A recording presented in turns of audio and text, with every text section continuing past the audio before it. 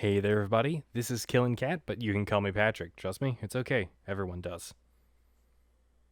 Today on the modding scene is Bickman 269, and where do I even start with it?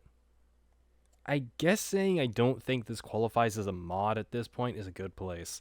This is borderline a fan game created using the Pikmin 2 engine as a base, rather than a mod. I think this is also the first full fan game of Pikmin I have ever played. It's insanely good, and a bunch of talented people helped make this masterpiece come to fruition. There are so many amazing ideas implemented into this mod, and while it all seems meme-worthy on the surface, it's that plus so much more. By far, if I were to call this a mod, this is the best Pikmin mod I've played yet. You're not gonna combat God or rampant existentialism here, but you collect NFTs in a get-rich-quick scheme after Shrek ruins your Bitcoin mining operation. If it's not obvious this is a parody, I feel really bad for you since it also clarifies on the startup screen. I would straight up pay for this. I'm not saying you put it up for money, but put it up on maybe Itch or Gumroad and have it there as a thing where people could opt to pay in, because I would give you $5 to $10 for this. Yeah, you guys put so much effort into this. It's amazing. And I would do it in a heartbeat. Yes, it is that good. Don't underplay yourselves, you guys. From here, I can't say too much about the mod because everything is different enough that this is a whole new Pikmin experience. It uses the shell of Pikmin 2 and its engine to create something entirely brand new and super enjoyable. Some highlights of my time were realizing the yellow Pikmin were turned into minion Bikman, yes, like from Despicable Me, and immediately also realizing I couldn't hate them because they were my most useful type of Bikman. As a note to that, these devs managed to do what Nintendo never could, or really ever tried to do. They balanced every Bikmin type to be useful at all times. Whenever I went into a dungeon, I made sure I brought a little bit of every type as long as it was feasible or reasonable to do so. I'm not even joking, it's amazing, it's so well balanced, it's so well thought out, it's just really good. Almost everything for Pikmin has become kind of predictable for me. But not this. I legit could not tell what was going to happen next, and part of that is because of the meme format. Another part was because the design for all the creatures and levels were insanely good. My only real complaint is the final boss is actually a bit too tough. That's it. Merry Christmas. Usually I have a few lists of things they could improve or change, but this is such a unique concept, I don't really have too much in mind that they could change or improve. I liked everything as it was.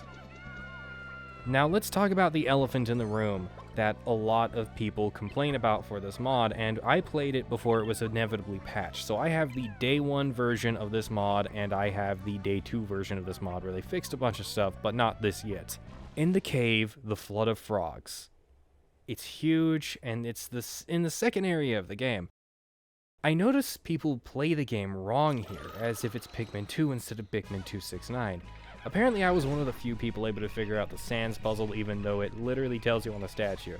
I was having a hard time with the Waluigi logs, but that was also solved if I just took a few moments to think about what I was doing. The issue people have with Flood of Frogs and the puzzles in this is that they don't slow down and think about what they're doing. They don't absorb what's going on. They treat this like it's Pikmin 2.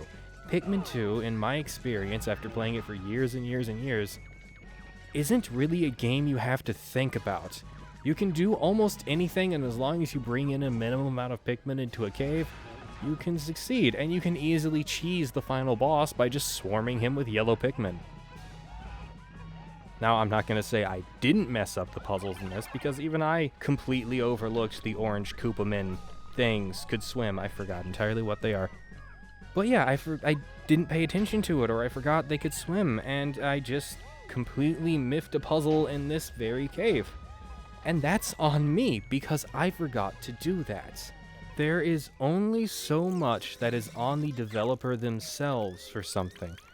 It's not that the puzzle is complicated or hard to do, it's that really Pikmin isn't a game you have to put a lot of thought into, and this really threw a wrench in that formula. Personally, I loved how they did this. I've been asking for things like this in my Pikmin 2 mods for a very, very long time since Pikmin 2 mods started coming out. I was like, wow, they should really change up the formula and improve things. And I actually had this exact same statement about Pikmin 2 Power Cut recorded and ready to go out before Bikmin 269 came out, and I've said it about mods in the past to my wife, but then I was also like, maybe it's stretching the engine to do that, and now I see it's not. It would be an incredible shame to me if this was simplified. The puzzles aren't hard. They aren't bad design. People just need to slow down and look at the scenery and be able to tell what they're doing. I mean, every single puzzle in the Flood of Frogs tells you how to solve it on the puzzle. You can say it's not intuitive, but I don't honestly know how you're supposed to interpret these otherwise, because they literally tell you. It just shows you in little pictures. It's not super hard to do. It just look at what you're doing. And that's not trying to be mean. It's not trying to be elitist. That's just trying to say people need to be more perceptive about their surroundings and not treat this like it's any other Pikmin 2 mod. Goodness knows there's probably dozens out there at this point, but not all of them are the same quality as this one, or the original Pikmin 2 Power Cut, or Pikmin 251. But you can't do that for this. It's not one of those typical mods you see out there. It's not one of those more basic mods that came out way earlier. This is a Pikmin 2 mod that probably will improve the modding scene as a whole because of just how good it is. This is a quality of gameplay that you kind of have to live up to. And I know I say it of every single Pikmin modder, but I can't wait to see if these guys do anything more. Since this came out, and since I started writing this script for this review, they've released a ton of updates. They added a 2-player campaign mode, and I cannot tell you enough just how cool this is. These guys are something else. They have upped the game for Pikmin 2 modding. This is an insanely good modding experience, and I recommend every single person that can play it plays it. I could not give this a bigger glowing review. And once more, if you guys take offense to this or think too much into it, this is a parody product. It's making fun of these things in it. And if you play it and understand it, it's... So I guess to summarize my thoughts on the puzzles in this, I have a bit of a personal story to tell about my own game out there called Decision Red Days. There were actually quite a few similar complaints from people who didn't observe or take the time to read or think about what they were doing, and that led to a bad impression. And then those people either refused to move on their stances or just moved on. Sometimes giving in to demands like this lessen the experience for everyone else. As since then, I have had so many requests for the return to our old difficulties, much like how I personally want the puzzles to remain as they are because they're fascinating and very enjoyable once figured out, and I've wanted something like this since as far back as I could remember for Pikmin 2 modding. I sympathize heavily with the devs of Bikmin 269, and it revives a slightly bitter taste in my mouth to a time in which I had to explain someone that if they simply paused the game, the controls for everything that were important were listed right there for you. It rubs me wrong to blame the developers for my oversights in one cave in the game. And if that's the biggest complaint people have about this, then, I mean, that's really minimal, and this mod is overall a fantastic experience that you need to play. As for difficulty, it's not that hard. Once you know how to play, this game is actually about mid-tier in difficulty. Not hard, not easy. If you're having a hard time, there's a chance you're just playing it wrong, like I said before. You're not understanding the core gameplay. The game helps you a lot, and the devs of the game, the developers over on their Discord, have helped a lot too. They're there to answer your questions. There's always at least one of them online, or a fan that's knowledgeable on the game that's there to help, and that's amazing. That's kind of like I want to compare it to Elden Ring's community. and the Souls community in general, how they're there to help the player, because generally, everyone in that community is super helpful. You might have one bad apple here or there, but they're there to help, and they're there to make the experience better for you, and they do a really good job of it, and I think that's all this game really needs, is that continued support. Fundamentally, there's times where, yes, you can play a game wrong. If you try to play Mario 64 or Mario in general as an FPS, yeah, probably you could beat it, but most likely not, and it's not how it's intended to be played, so if you can't do it, then that's why. Now, this long, ranting, rambling thing here doesn't make the criticisms invalid that something should change, but making it fun for everyone doesn't involve removing the thing most of the time. Instead, it involves making it so both parties are happy by being a guide and being there to help each other, because that's an important part of a community. If the developer gives the player every single answer to everything they need, absolutely all the time, it robs the community of growth and interaction. I really did not expect to compare Dark Souls to Pikmin modded, but here we are. Please don't go in the comments and make the obvious comment of, this isn't a Souls-like. I'm aware. I'm comparing the communities and how good they've actually been.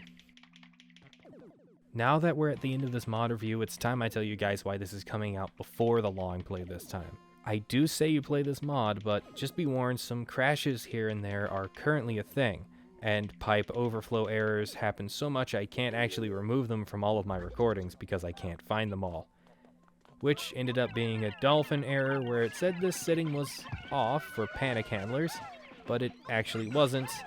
That's probably also an issue on my end, or if it's not, it'll probably be fixed by the time this goes out, because both Dolphin developers and the Bikmin developers are insanely good and insanely supportive of their product.